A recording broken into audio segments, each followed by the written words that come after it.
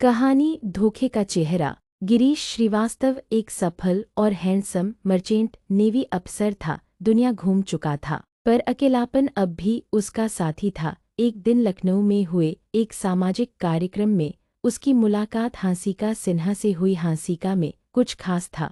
उसकी आंखों में आत्मविश्वास, मुस्कान में जादू और बातों में दिल को छू जाने वाली मिठास। पहली मुलाकात ही जैसे सब कुछ बदल गई। जल्द ही दोनों की बातचीत दोस्ती में और फिर मोहब्बत में बदल गई। गिरीश को ऐसा लगने लगा कि उसे उसकी मंजिल मिल गई है। कुछ ही महीनों में दोनों ने शादी कर ली। शादी के बाद गिरीश ने मर्चेंट नेवी की नौकरी छोड़ दी। एक ऐसा फैसला जो उसके लिए आसान नहीं था, लेकिन हांसिका की मोहब्बत में उसे अपना करियर भी छोटा लगने लगा। लेकिन जैसा कि कहते हैं, जिंदगी हमेशा वैसी नहीं चलती जैसी उम्मीद की जाती है। शादी के कुछ समय बाद ही गिरीश को लगने लगा कि उसकी पत्नी और उसके पुराने दोस्त राखेल चौधरी के बीच कुछ गड़बड़ है। पहले ये महज शक था, लेकिन धीरे धीरे ये शक उसकी नींदें उड़ाने लगा। हर बार जब हांसिका और राखेल साथ होते, गिरीश की आंखों में बेचैनी और दिल में सवालों का तूफान उठता। तकरारें बढ़ने लगी, बात तलाक तक पहुंची, लेकिन फिर दोनों ने बेटी की खातिर समझौता कर लिया।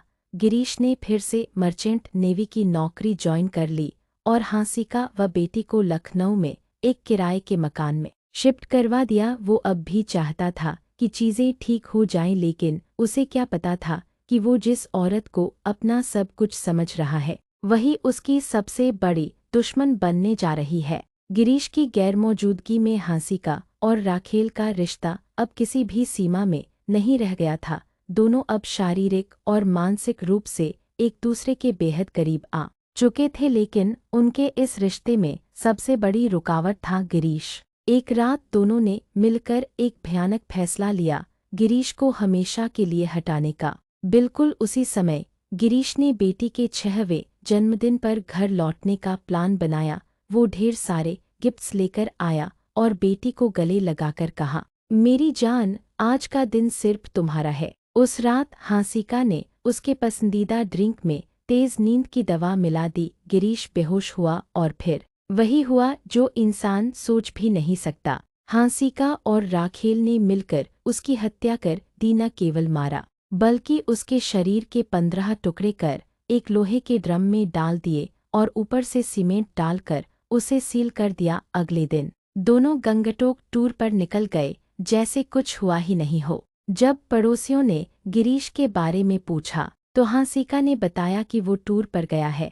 इस झूठ को साबित करने के लिए उन्होंने गिरीश के मोबाइल से कुछ पुराने वीडियो और फोटोज सोशल मीडिया पर पोस्ट कर दिए। कुछ दिन तो यह ड्रामा चला, लेकिन जब गिरीश के माता पिता ने कई बार कॉल किया और कोई जवाब नहीं मिला, तो उन्हें शक हुआ। उन्होंने लखनऊ के हजरतगंज थाने में गिरीश की गुमशुदगी की रिपोर्ट दर्ज कराई। पुलिस ने जांच शुरू की। मोबाइल लोकेशन, कॉल रिकॉर्ड्स और घर की तलाशी के बाद धीरे धीरे परतें खुलने लगीं। जब पुलिस ने हांसिका और राखेल से सख्ती से पूछताछ की, तो उनका झूठ टिक नहीं पाया। हांसिका ने फूट फूट कर सब कुछ कबूल कर लिया। हमसे गलती हो गई, उसने कहा, पर अब बहुत देर हो चुकी थी। ड्रम बरामद किया गया, उसमें गिरीश के शरीर के टुकड़े मिले। लखनऊ थम सा गया। खबर ने सबको हिलाकर रख दिया। कोर्ट में हांसिका और राखेल को उम्र कैद की सजा मिली। गिरीश की 6 साल की बेटी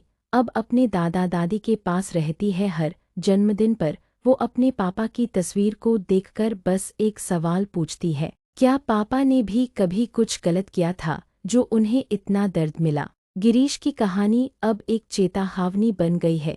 प्यार में अंधा विश्वास कभी कभी इतना महंगा पड़ता है कि इंसान अपनी जान तक गंवा बैठता है।